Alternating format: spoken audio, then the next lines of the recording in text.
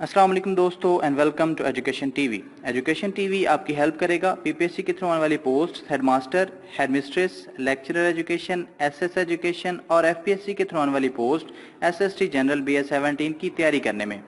यहाँ पर एजुकेशन के सारे सिलेबस को कवर किया जाएगा और हर टॉपिक को ब्रीफली एक्सप्लेन कर दिया जाएगा। इसलिए एजुकेशन टीवी से जुड़े रहिए और सीखते रहिए।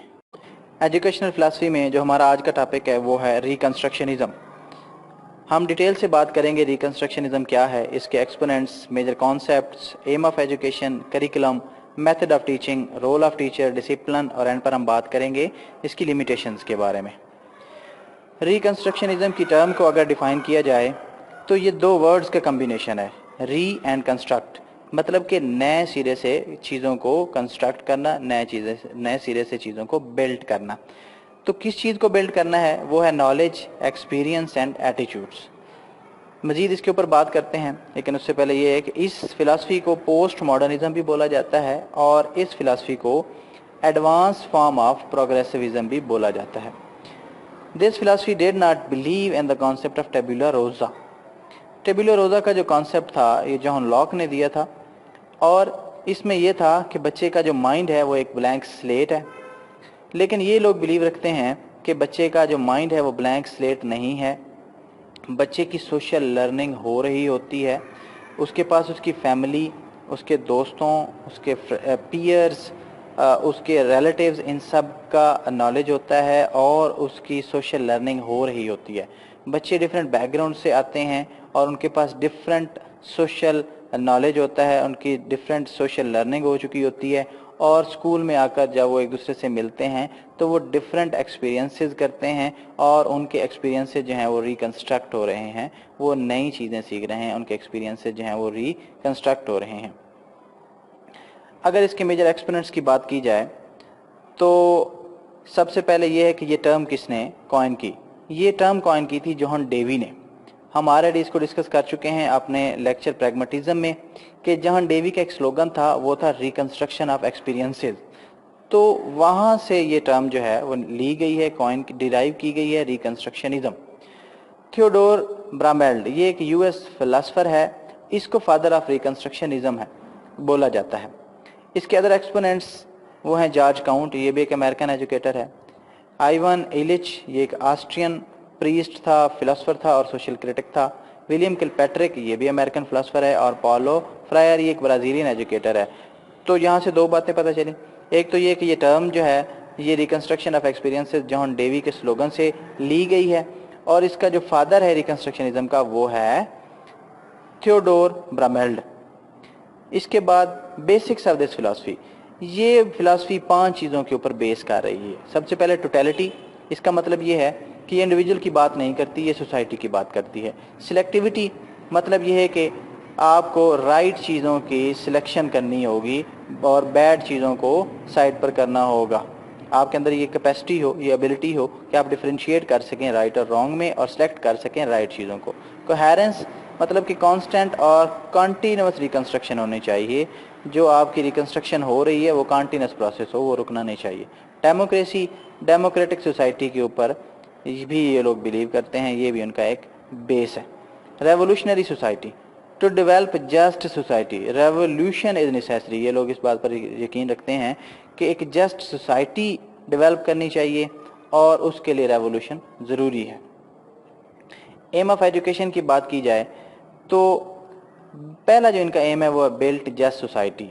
अगर आपने इनकी जो बेसिक्स हैं, जो 5 बेसिक्स अभी हमने डिस्कस की हैं, अगर आप उनको याद कर लें तो बाकी इस फिलासफी को समझना आप लोगों के लिए बहुत ज़्यादा आसान हो जाएगा। तो बिल्ट जस्ट सोसाइटी इनका पहला एम ऑफ एजुकेशन है।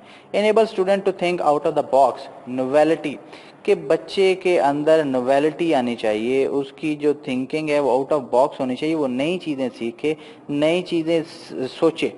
ऐसा ना हो कि एक ही एस्पेक्ट पर सोचे, बल्कि नहीं, वो डिफरेंट एस्पेक्ट, एक ही चीज़ के डिफरेंट एस्पेक्ट्स के ऊपर सोचे, उसकी सोच में नोवेलिटी होनी चाहिए, जिद्दत होनी चाहिए। To reform every walk of society, constant revolution होना चाहिए। A system providing solution to all problems of human life, ये भी एम ऑफ एजुकेशन है कि ऐसा सिस्टम बनाना चाहिए, ऐसा सिस्टम होना चाहिए जो तमाम ह्यूमन प्रॉब्लम्स को सॉल्व कर सके, उसका सोल्यूशन दे सके। To guide students about making decisions and taking action, बच्चों को गाइड करना चाहिए कि वो डिसीजंस ले सकें और एक्शंस ले सकें सोसाइटी को बेहतर बनाने के लिए। Actions related to provide better world, एक बेहतर दुनिया तख्लीक करने के लिए। रोल ऑफ टीचर की अगर बात की जाए तो teacher is active member of the society. यहाँ पर ये बात जहन में रखें कि teacher is not active member of school और four walls of the school, but teacher is active member of society. He is not limited to classroom only. Teacher is change agent. Teacher raises consciousness of the students about issues, problems related to society. Engage students for learning. Teacher active है और वो एक active member of society है जो बच्चों को बता रहा है कि सोसाइटी में कौन से प्रॉब्लम्स हैं और उनकी हेल्प कर रहा है उनको सॉल्व करने में।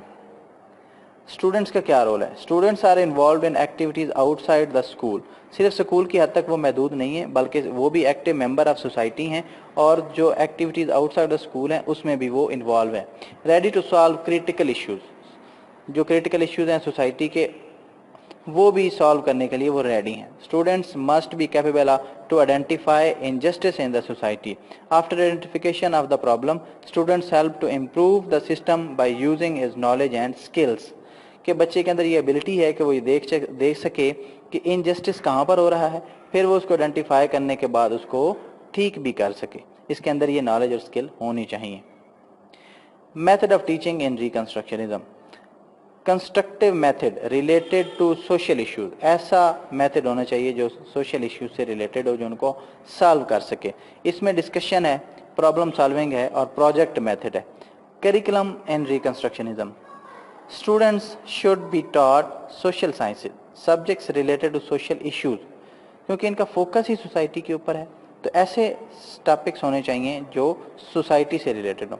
Curriculum must develop insight of problems in society. बच्चों के अंदर ऐसी कैपेबिलिटी होनी चाहिए कि वो देख सकें कि सोसाइटी में कौन से प्रॉब्लम्स हैं।